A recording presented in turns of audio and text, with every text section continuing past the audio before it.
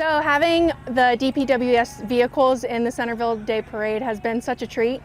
You know, our mission is under one department. We work for a sustainable future and environment. So these trucks literally are the epitome of our mission. And then it even shows within our employees how dedicated and proud they are of their jobs and how they serve Fairfax County residents.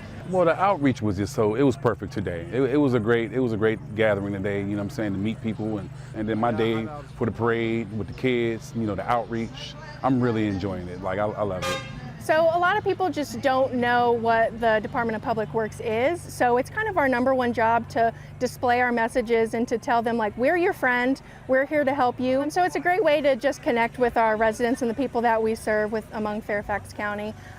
So this has been such a great event, and we really look forward to coming back next year.